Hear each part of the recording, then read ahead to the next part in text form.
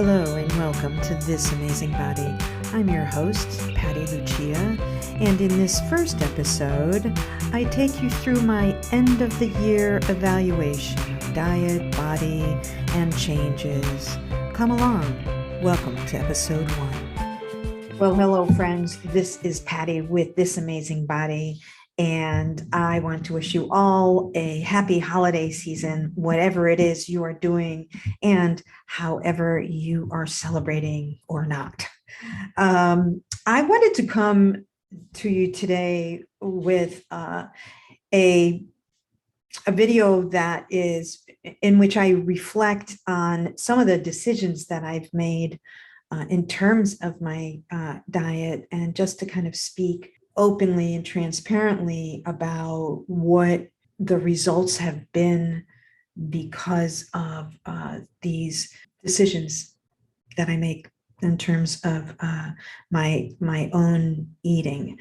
So, and just to preface this, I am a 62-year-old woman who is postmenopausal, as many of you know. And so the kinds of decisions that make sense to me at this point in my life would not necessarily be the same decisions that I would make when I was 32 or even 42. So I think this is something that I've learned along the way, that the kinds of decisions, the kinds of things that support us and can be the healthiest decisions to make, may be different kinds of decisions at different points in our lives. And that's not to say that, you can eat really, really unhealthy when you're young and it's going to be perfectly fine.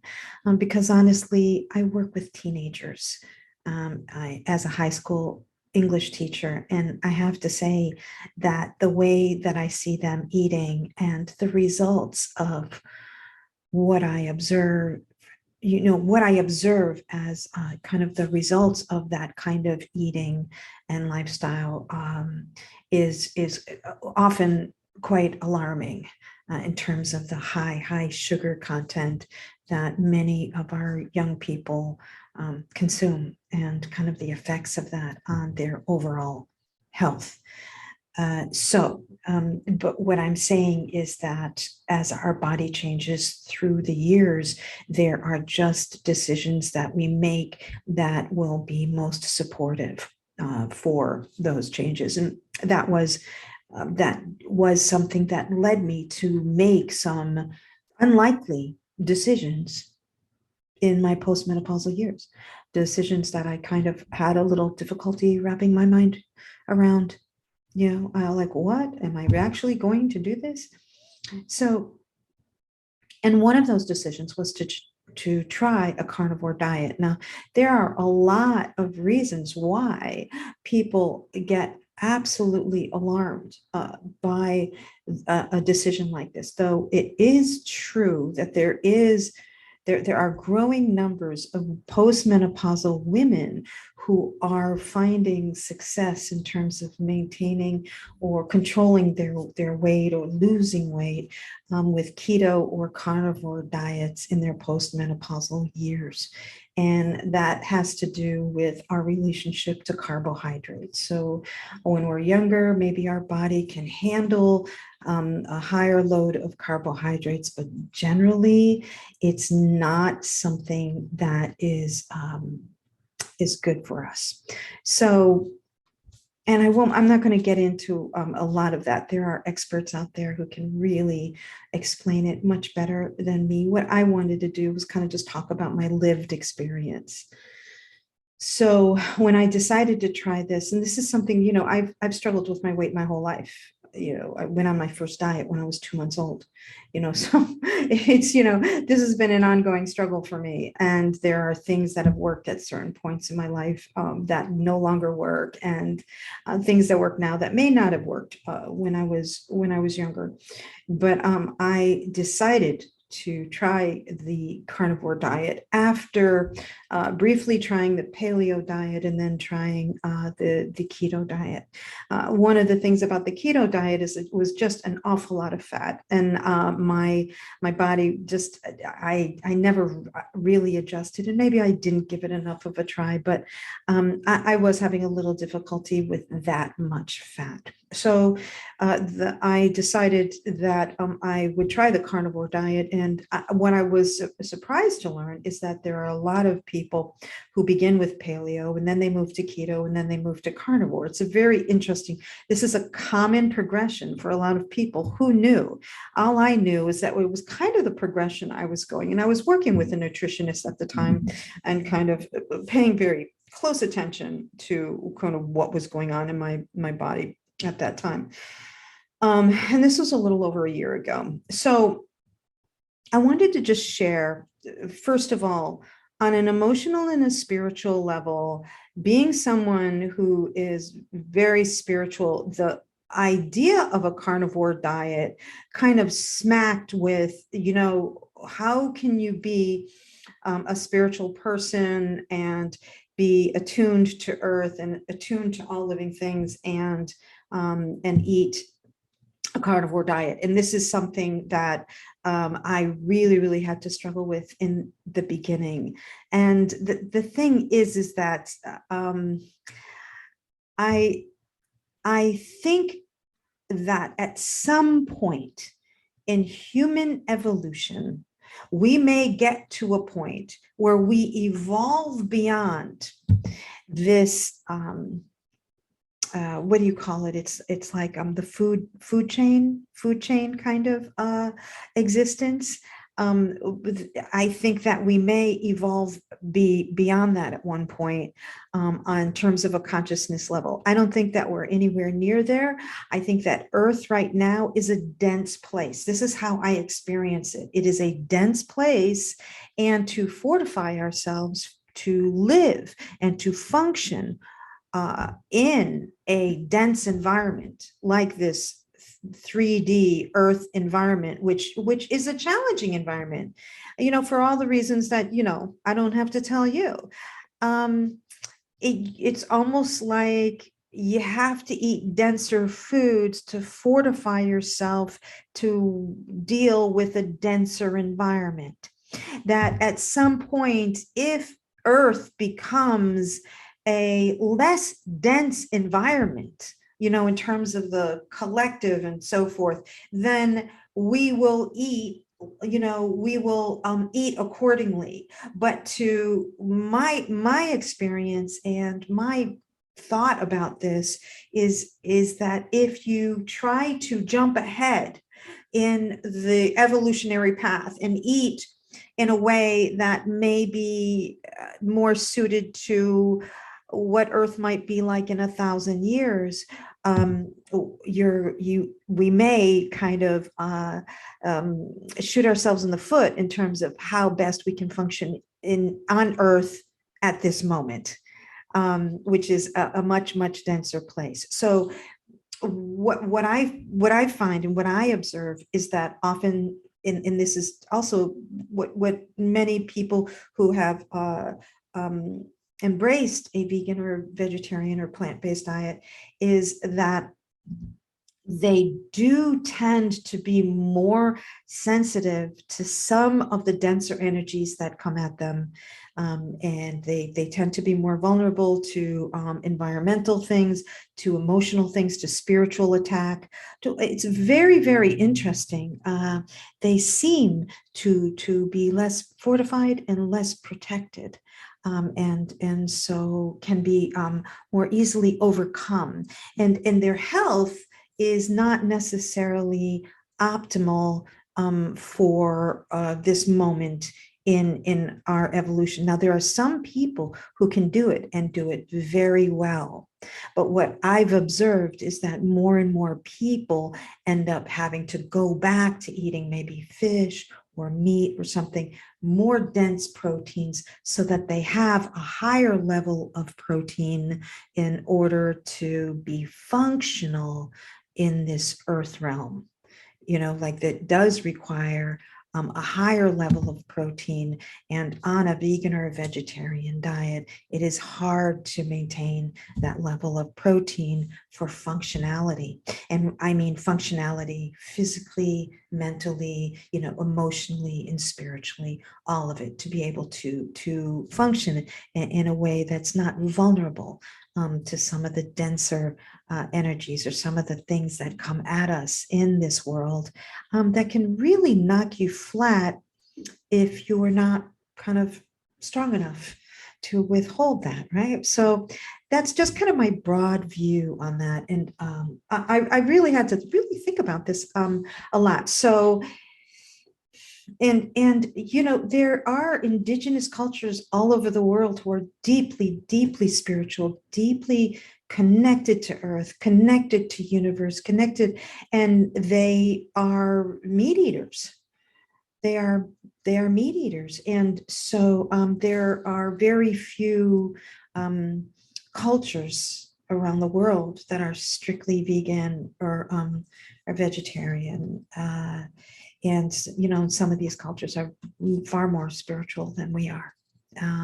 So kind of I think it requires a broader view. And unfortunately, we tend to be kind of extremist in the United States, and we kind of go with an idea and we go and we take it to the extreme. And sometimes those extremes are pretty really unhealthy. Well, extremes in general are unhealthy, let's face it. So I went through a series of discoveries of, okay, so I'm going to try this, and like what's going on for me emotionally, what's going on for me spiritually, like these kinds of things. I wanted to really get a handle on this. And so it's been about a year. And so I was doing carnivore kind of strictly.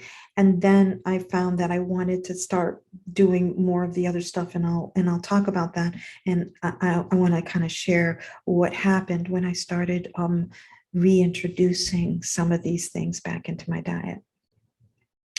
So when I went carnivore, I was eating mostly steak. So I would have so many ounces of steak a day. So steak, salt, water. I'd have my morning tea or coffee or whatever. And I was also really exercising a lot. It was at a point during lockdowns where I really had time to be hitting the gym. I also went back to running, which was great. And so there were these things that I was doing in conjunction with these decisions that were all overall really positive. Now, here are some of my discoveries when I decided to go carnivore. I noticed that a lot of the chronic joint pain that I had been experiencing in this shoulder in particular, like I knew that it wasn't just about sleeping on that shoulder, that this was something I was having. Maybe it was rotator cuff, and I had a friend who had surgery on that. And I was thinking, oh goodness, I hope I don't ever have to do that. So I had this kind of joint pain. I also had calcium deposits. Like I had a growth on one of my fingers that had gotten kind of large, and it was right at that, that joint. And these are things that I was noticing. And as time went on, I was trying this diet, I noticed that my joint pain went away. Now my joint pain went away. So I no longer, like even today, I no longer have this problem with my joints. In this went away, the little, I think it was a calcium deposit that went away. So there were these things that kind of went away. And you have to, one day you just kind of wake up and you say, hey, wait a minute, I don't feel that anymore. And sometimes it takes a while to notice some of these changes, especially the positive ones. We notice the pain right away, but when things kind of get better, it's like, well, wait a minute, I'm not experiencing that discomfort anymore. I'm not experiencing this pain anymore. And it's not that I really experienced much pain. My back has always been good, etc. So, I've been fortunate in that way. I noticed that my nails got much stronger. And this was definitely, yeah, this was kind of a biggie, is that my nails got stronger. I am still losing, my hair does thin. It is in my family, but the thinning has slowed and it's actually started to get a little better. So we're going to see what happens with that. If there's any significant turnaround, as we move forward. I definitely experienced reduced inflammation throughout my body. So I did, like I had no inflammation in my legs or my ankles. I spent a lot of time on my feet, but that went away. And also, I experienced mental clarity. I didn't realize how much brain fog I had.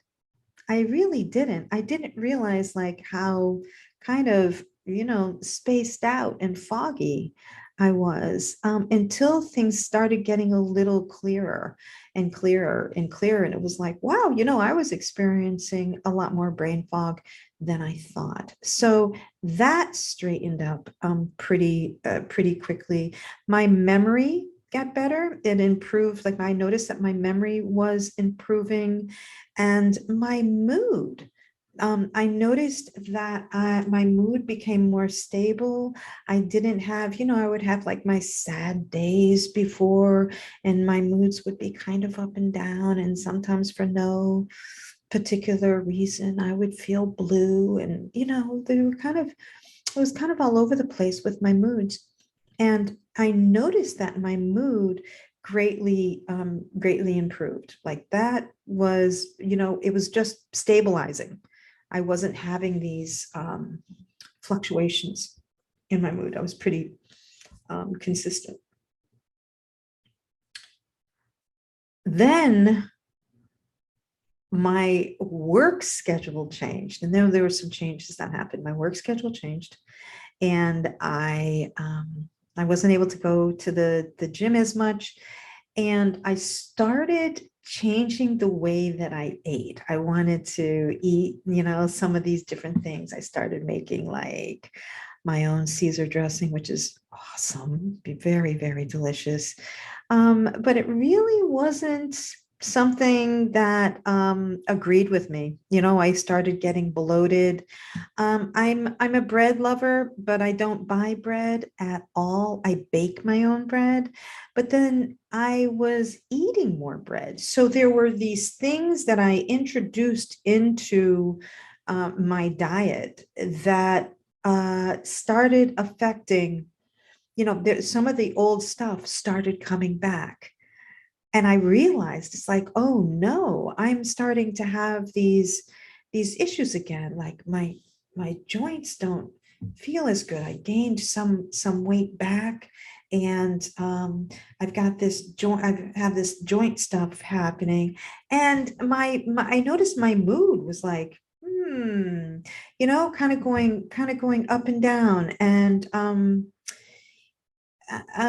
so I'm going to continue to take a look at this. I think that it's very, very interesting that as I moved into like this, it's kind of a demonized diet, really. People are, appalled by a carnivore diet. But I noticed some really, really positive things that came out of that in terms of my general health. I can't say that I'm really sure what I'm going to do about all of this at this point, like what direction I want to go in. I think I want to stick to a carnivore-ish diet. I will tell you that the kind of vegetables that I did introduce were low oxalate diet, low oxalate foods, and that's just because I think oxalates are kind of there. People don't know how damaging oxalates are in our bodies, and so and they are very, very high in some foods that are promoted in the vegan vegetarian world, like spinach and kale. I will not touch spinach or kale again because of the enormous levels of oxalates in those foods that I think are pretty dangerous. So those are some of the adjustments that I've made, that even if I introduce vegetables, and as I introduce vegetables, I make sure that they're low oxalate vegetables, because I don't want to put my system at risk, because I'm consuming a lot of oxalates.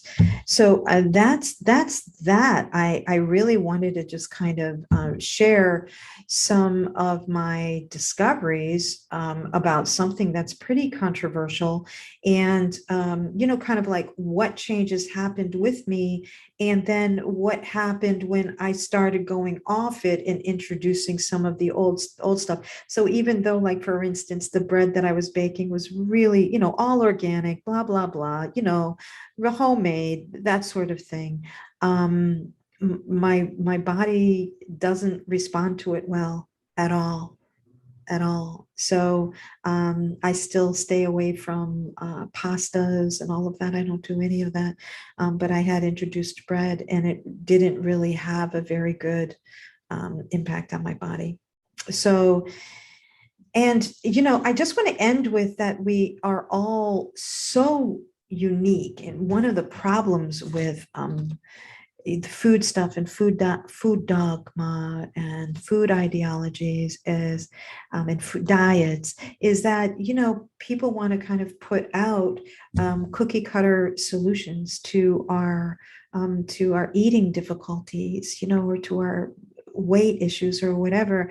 And I think we are all so extraordinarily unique that there could be similarities between my journey and your journey, but I'm not going to say, hey, I think everybody needs to do this, because I know that it's not going to work for everyone. I think that we're all so extraordinarily unique. So one of the big things I think that has happened relative to food that has been pretty destructive is trying to approach things in a cookie cutter manner, usually just because people want to sell their products, or they want to sell their systems, or they want to sell their programs, or they want to sell something. And, and they want to proselytize that it's great for everybody when it's not. And these kinds of things do an awful lot of damage along the way. These kind of dogmas and ideologies just do an awful lot of damage along the way. And so I think ultimately we all have to kind of find our own way and get comfortable with our bodies, especially for women. What is healthy, what feels healthy. So it's not about necessarily how you look compared to the models, but like how we feel, and how healthy do we feel, and what is our energy level, and what are our biomarkers, how is our sleep, how is our libido, how are our bowels, how are these biomarkers, how we can assess how we're doing, and make adjustments to our diets and make these observations. How are these adjustments affecting, my mood, my sleep, my bowels, my skin, all of those kinds of things. Those are the things to pay attention to, and they are extraordinarily unique. So I just wanted to share this because it is, and I have joked about it, and I do my snarky videos and everything, but I think I wanted to, because I am actually in a process of evaluating right now. It's like, okay, we're about to start a new year. We're going into a time of year where I like to evaluate what kind of year has it been for me, emotionally, spiritually, physically? What are the victories? What are the areas that I'd like to improve as we move into a new year? What are some of the, the goals that I'd like to set for the in the new year? How can I continue to be a better version of myself? And I like to spend the end of the year thinking about these things and kind of making plans about how to take things to the next level in the next year. So what I'm sharing with you today is a little bit of my process at the end of the year, looking at what has worked, what hasn't worked, what, and kind of some of the surprising discoveries that I made that I didn't expect. And that can be challenging to us, spiritually, emotionally, or whatever. We have these certain ways of thinking. And sometimes when we're presented with something that's new and kind of radical, we think, no, my God, that's, that's barbaric, or that goes against all of my beliefs. And sometimes we have to take a look at those beliefs. What are the beliefs that we want to hold on to? And what are the beliefs that, are they there because they were imprinted on us by, whatever folks selling ideologies and products and their cookie cutter, spirituality or whatever. So that's it for me. I thank you for stopping by today. And this is my end of the year kind of look back on what's worked, and as I prepare to look forward to 2022 and make plans for what's next for me as I enter my 63rd year. And in 2022, I plan on putting out at least the first version of, or the first edition of This Amazing Body, which is really a lot about this journey, taking an honest look at my relationship to my body, to eating, to weight, to somehow obtaining what would be optimal health for me in my postmenopausal years. And so it is really quite a journey. And it's, as you can see, the road behind me, it is not a straight road, straight and even road, but along in a winding road, often uphill. And there are a few little potholes along the way too. But I guess that's also the journey of life.